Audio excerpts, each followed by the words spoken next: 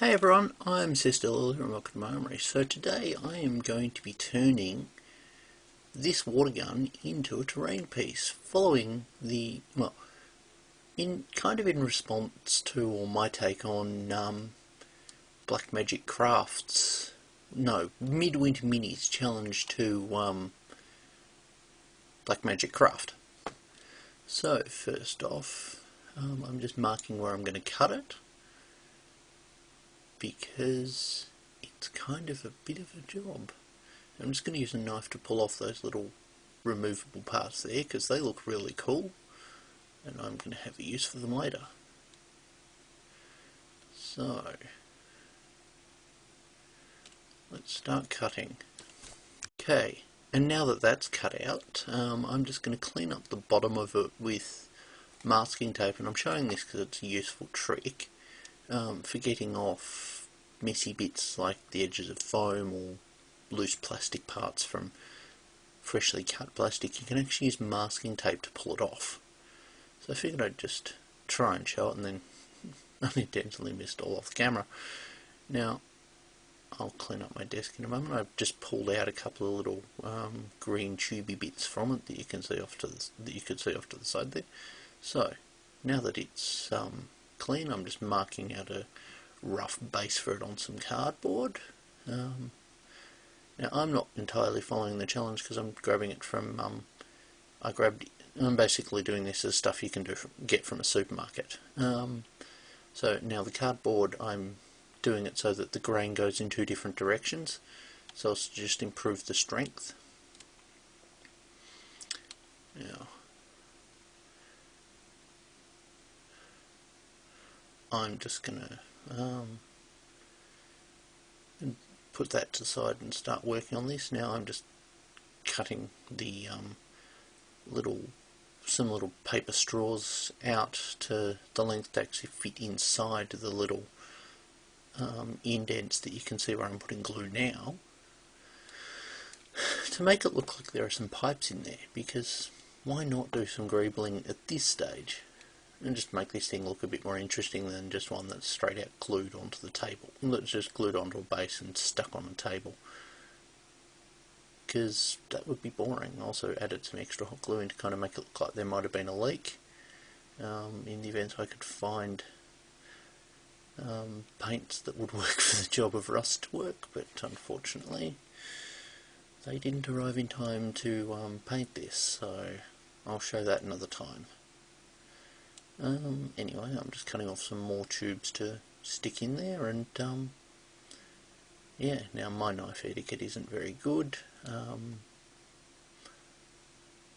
but that happens. Now, nor is the fact that I'm trying to record this on camera and end up having the camera unintentionally out of the way because I'm not looking at the screen. Just some hot glue in there and just shoving them in. Yeah. When the gun gets too hot, I just turn it off and let it cool down a bit and use it. Because I use a high temp gun, but a cool temp one would be useful too. Now I've just grabbed that and stuck that last part in there because there was a bit of space. So now I'm just using I've just marked off a part on the tube where that's the right length to actually stick it into the ground, into the gun itself, and then have that come and meet up with the ground, so it's kind of look like there might be a central extractor or something. I would have probably used a large thick tube, but I couldn't find any at the time of when I did this, so I just figured I'll use what I've got and go from there, because my supermarket has two different sizes. They've got these, and then they've got small packs of really thick ones that are like a centimetre across. So that's ready, and I'm just kind of adding a bit more at the base and just putting some hot glue around it so as to have it be a thing. I'm just using the knife to actually trim these little decal parts off so as to glue them on, because I want them to sit flush, or at least close to flush, using the hot glue to kind of slightly melt them into place. And just using a spare skewer to kind of clean up the glue work a bit. Not that I'm not going to come back and then just add a ton of glue on the end later, but that happens.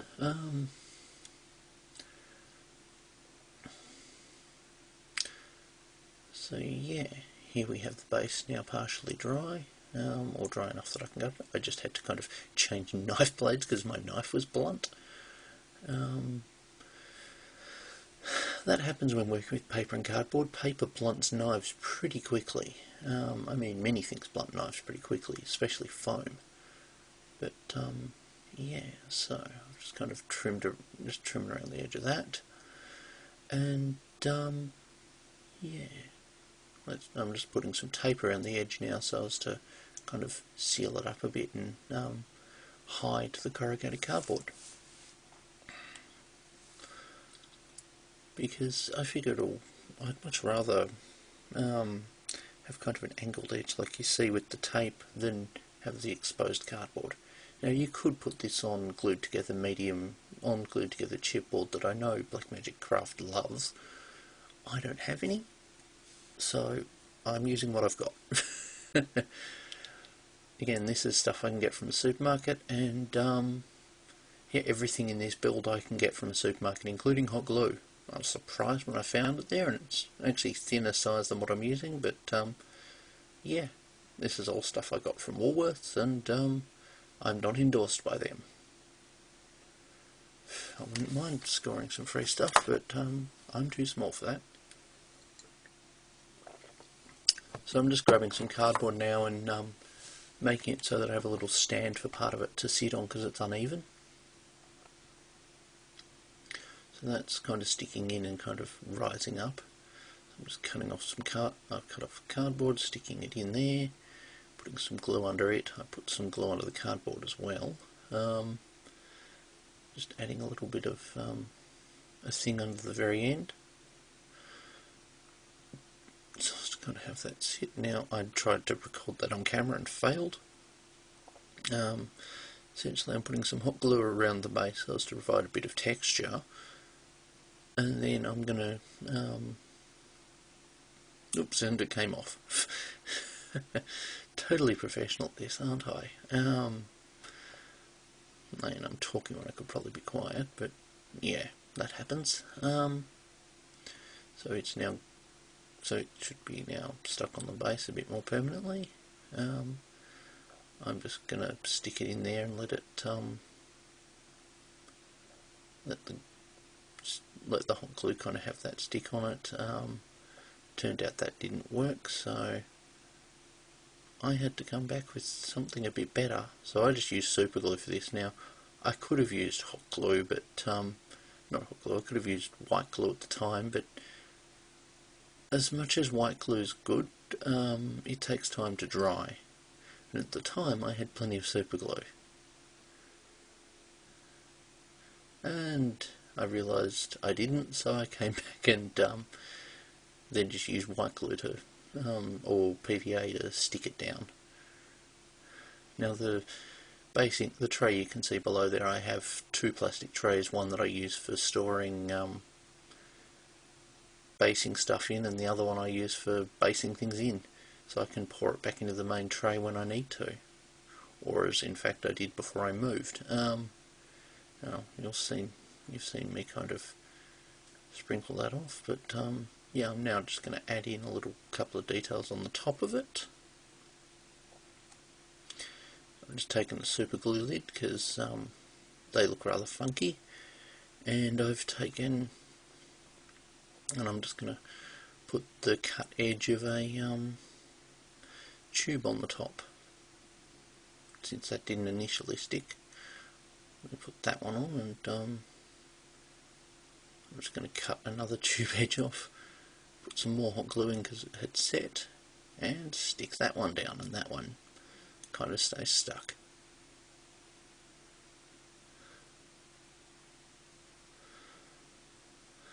So yeah, I now glue on a few more pieces so as to have it just look a bit more interesting, because why not glue extra stuff on? Sticking a couple of little tubey bits at the bottom there so as to kind of make it look like there's a pipe going into the ground, catching all the glue, but that happens. Adding in some extra cat litter around it. Yeah, I used cat litter for basing this. It's a cheap basing material that... Okay, and so here it is painted. Now, I had originally debated about showing you guys the painting process for it. I'm just going to turn the light so it shines back a bit. But that would have meant this video would be even longer, and yeah, so the paints I used predominantly were after I sprayed it, I put down a Art Culture is the brand, acrylic grey, and then for the metallic parts I used a metallic black that's kind of got a mixture of black and bronze in it, which just works really well. I might go over this at a later date with a rust coloured paint, but yeah, this is works quite well now. Let me just come in with a bright backdrop.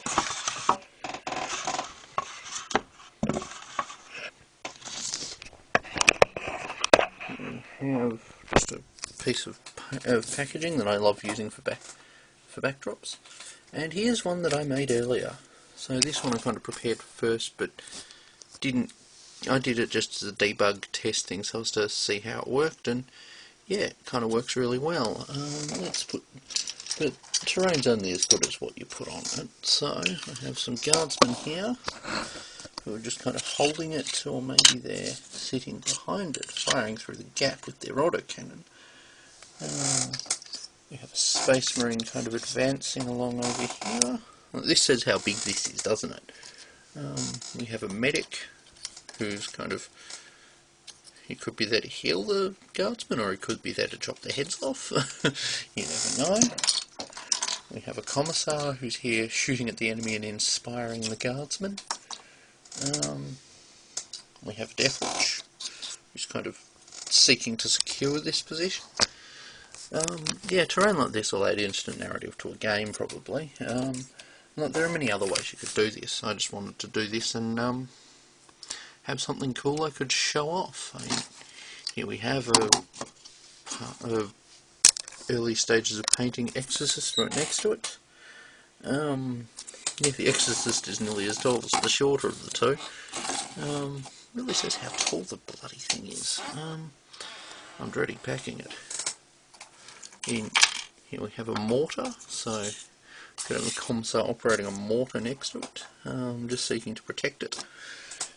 Anyway, that's enough of me messing around it, and yeah, if you guys took part in this challenge, why not let me know? Anyway, thank you for watching. Bye!